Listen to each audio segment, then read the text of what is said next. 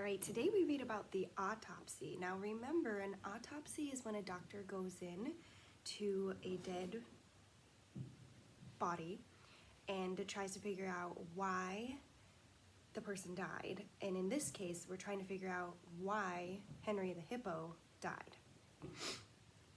So they're doing it in an auditorium because the auditorium is big enough to fit the hippo into. Remember, hippos are the size of like trucks, so you have to have a space wide enough and big enough for a hippo to have an autopsy. Here we go, the autopsy. Getting into the auditorium wasn't any trouble. All the adults had their hands full moving Henry and the doors were left unguarded for long stretches of time. There was a big network of catwalks and lighting grids over the stage. I scrambled up into it, found a spot where I could blend into the shadows, and then sat down to watch the show. Once the flatbed brought Henry to the theater, it took half an hour for everyone to lug him up on stage and an additional 15 minutes for Martin to shoo everyone out. Plenty of adults wanted to watch the autopsy as much as I did, but eventually only Doc, Martin, and I were left in the room with the dead hippo. Doc turned on the stage lights to illuminate Henry. I'd never realized how hot those things were. They burned so brightly I could feel the heat from them 5 feet away, but they were also blinding to anyone on stage, which allowed me to watch everything below with little fear of being spotted. Henry had been laid on his back on a huge sheet of protective plastic. Martin didn't want bodily fluids leaking all over his stage. As I stared down at the hippo, I realized I'd forgotten how big he was. Even as hippos went, Henry was enormous. Doc looked like a toy next to him, barely the size of his head. Martin turned out to be one of the only park employees with no desire to watch the surgery. But then, as I said, Martin didn't like animals that were alive. A dead one was even more repulsive to him. So he found a seat in the back of the auditorium as far as he could from the body while still able to talk to Doc, then began texting feverishly on his phone. Doc wheeled out a tray of gleaming scalpels, some which were the size of meat cleavers. He pulled on white smocks, latex gloves, a face mask, and protective goggles, then took out a canister of clear goo and dabbed it under his nose. I wasn't sure what it was for until Doc made his first incision into the body. Up till that point, I'd been worried that watching an autopsy might make me sick. It hadn't occurred to me that smelling it would. Henry's insides reeked worse than a month-old diaper. The goo somehow masked the stench for Doc, but I caught it full on, even from 10 feet above. For a moment, I thought I was going to heave my lunch onto Henry. I had to clamp my hands over my nose and wait for a few minutes for the nausea to pass. Eventually, I risked another look down. Doc had already made surprising progress. Given the size of his patient, I should have expected as much. Doc had been a zoo vet for nearly 30 years. He'd done plenty of autopsies before. Still, it wasn't fast enough for Martin, who fidgeted in his seat. "What's taking so long?" he asked. "You do realize this is a hippopotamus I'm working on," Doc shot back. "I have a wall of fat a foot thick to cut through here. It's like operating on an opera singer." Someone knocked on the auditorium door. Martin opened it, then ushered Pete Thwacker inside. Although I was trying to keep quiet, I couldn't help but let out a tiny groan.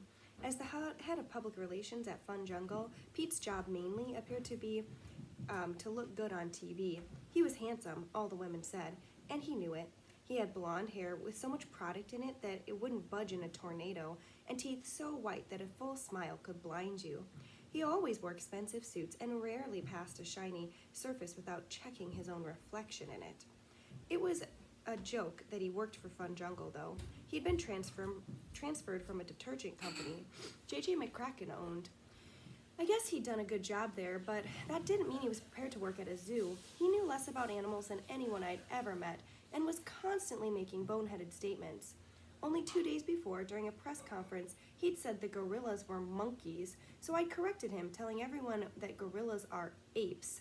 Although I'd been serious, the reporters thought it was hilarious. Pete didn't. He kept smiling in front of the adults, but after the conference, he called my mom and claimed he'd been He'd seen me shoplifting at Fun Jungle's Emporium. Then he suggested she should consider sending me to military school. Luckily, Mom had seen right through this. She wasn't a big fan of Pete Thwacker either. Neither was Doc, I discovered. I heard him groan in response to Pete's arrival. "Have any idea what killed him yet?" Pete yelled from the door. He wasn't interested in getting any closer to the dead hippo than Martin was. "I think so," Doc said. "Really? What?" "Cigarettes. Did you know Henry was smoking 6 packs a day?" It took Pete a long time to realize this was a joke. "Ha ha," he sneered. "I'd have hoped that you, of all people, would realize how serious this is. Every TV station in the country is calling for me to find out what happened to Henry. CNN says they're breaking the story at the top of the hour. That's 20 minutes from now. If I don't have answers by then, they'll think we're hiding something. For all I know, they'll report Henry committed suicide." "How on earth would a hippo commit suicide?" Doc snorted. Pete paused to think about that. "He would hang himself." "How? Hippos don't have rope or opposable thumbs to tie it with." "Then he'd throw himself into the crocodile pit." "I don't know. Point is, I need a cause of death, ASAP." "I might not be able to give you one. This is going to take time to do it right." "Please, it's an autopsy," Pete sighed. "Just get it done. I mean, so what if you make a mistake? The hippo's already dead." "If you want this to go faster, you're welcome to come up here and help me." Pete turned green at the thought of this. He was saved by the ring of his cell phone and headed to the farthest corner of the auditorium to answer it. Doc returned to his work. He'd finally cut through the fat and reached Henry's intestinal organs. I leaned out a bit from the catwalk, angling for a better view. I'd seen plenty of dead bodies in Africa, even a couple of dead hippos, but they were never exactly pristine. Nothing was dead in the wild for more than a few minutes before scavengers descended on it. That was how you usually found a dead animal in the first place. They'd be a cloud of vultures hovering above it. By the time you got there, even if it was shortly after death, the carcass would be torn apart. First the lions would eat their fill, then the hyenas, and finally the vultures and the jackals would move in. Within a day, an elephant would be picked clean down to the bones. So I never had the chance to see what a dead animal looks like with all its organs still on the inside. It was less disgusting than you'd expect. In fact, it wasn't really disgusting at all. There wasn't much blood, and the organs didn't appear all that slimy. Inside his abdomen, Henry seemed to be mostly stomach. That wasn't a surprise. Henry had insatiable appetite even for a hippo. When he hadn't been sleeping, he'd usually been eating. Normal hippos ate about 40 pounds of food a day. Henry ate 60 pounds. And even that hadn't seemed enough for him. The one way he'd actually interacted with park guests was keeping his mouth wide open and letting people throw food into it. On several occasions, zookeepers had caught people tossing trash and pennies into his mouth as a joke. Henry's lungs were huge as well. This made sense, as Henry could hold his breath for more than 10 minutes. The heart was tough to find amidst the other organs, and when it did show up, it looked tiny in comparison, even though it was the size of Doc's head. Doc examined the heart carefully, feeling along the arteries and veins. "No sign of cardiac arrest," he reported. That means like a heart attack. Then he turned his attention to the stomach. The moment he sliced it open, a wave of putrid gas blew out. I had to fight from retching again. This smell was the worst so far. Even Martin and Pete, all the way across the auditorium, looked like they might be sick. "Whoa," Doc gasped. "You never get used to that." He applied more of the smell-killing goo to his upper lip, then examined the contents of the stomach. It was mostly hay, along with some vegetables that had been swallowed whole, a few assorted pieces of trash, mostly wrappers from Henry Hippo Happy Meals. Doc glanced over it all quickly. Even he found rooting through partially digested hippo food nauseating, and moved on to the small intestine. This was as thick as a fire hose, purplish and coiled in on itself like a rattlesnake ready to strike. Doc had barely begun to examine it when he noticed something. He said. Martin and Pete snapped to attention. I leaned out a bit further on the catwalk, trying to peek over Doc's shoulder to see what had caught his eye. "What you got?" Martin asked.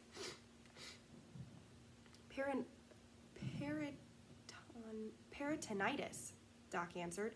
"What's that?" Pete asked. Doc sighed, purposefully loud enough for Pete to hear. "It's an inflammation of the abdominal wall. In this case, it appears to have been caused by perforation of the duodenum." "Could you repeat that in English?" That was English. I mean, English that people who aren't doctors can understand. There are holes in Henry's small intestine. They're tiny, but they didn't have to be big to cause damage. Intestinal juices leaked out of them, which caused Henry to get sick. Want to see one? Not really, Pete said, provoking another sigh from Doc. Martin approached the stage, however. What made these holes? That's what I'd like to know. Doc pointed to his little tube of goo. Rub some of that under your nose and put on some goggles. Martin did so, then tentatively peered into the hippo's body, as though he was afraid something might jump out and bite him. Watch, Doc said. Then he squeezed the intestine. A thin stream of fluid squirted through the tiny holes. That's what killed him? Martin asked. That little thing? There's more than one, see? He reached for some intestine and Martin stepped back, blocking my view, so I grabbed a wire and leaned out as far as I could. The catwalk shifted beneath me with a loud creak. Doc and Martin immediately stopped what they were doing and looked around the auditorium. I should have probably just held still, but before I could think of it, I reflectively ducked out of sight. The catwalk shifted and creaked again. This time Doc and Martin realized the sound had come from above. They shaded their eyes and stared up in the light, into the lighting grid. Is someone up there? Martin yelled. I didn't dare answer. I didn't dare breathe. I just stood as still as I could, hoping the catwalk and the bright lights were enough to shield me from their view. The seconds crept by like hours. Finally, Doc said, I don't see anything. He turned his eyes from the light. Martin stared up into the light grid a little longer before turning away. It definitely sounded like something was up there, he said suspiciously. Has Bung gotten out again? Doc asked. Not this week. Bung was Fun Jungle's 3-year-old orangutan in Zoo's orangs. That must be a short name for orangutans. Orangs were notorious for getting out of their enclosures, and Bung was no exception.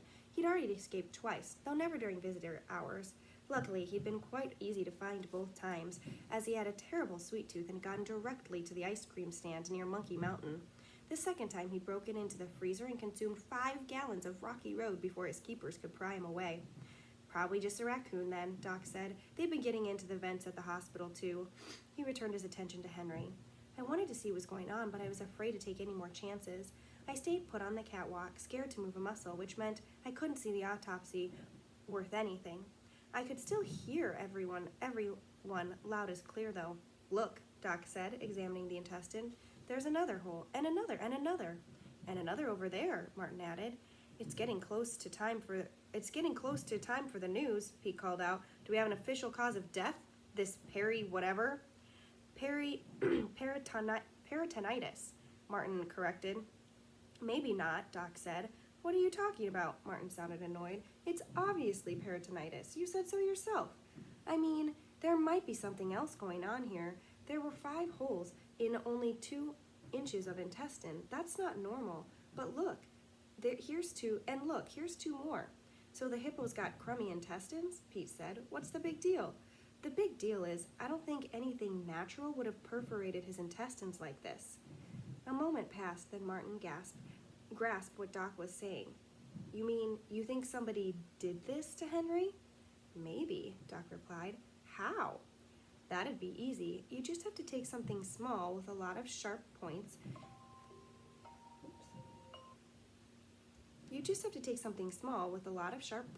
Sharp enough to pierce Henry's intestines, then wad it up in some food and throw it into his mouth. In fact, given the number of holes here, here's 3 more, someone probably tossed in a lot of these things. Wait a minute, said Pete. Are you suggesting that Henry was murdered? Doc hesitated a moment before answering, yes. That's where we're going to stop today. You'll have to keep listening. Have a great day, guys. Thanks for listening.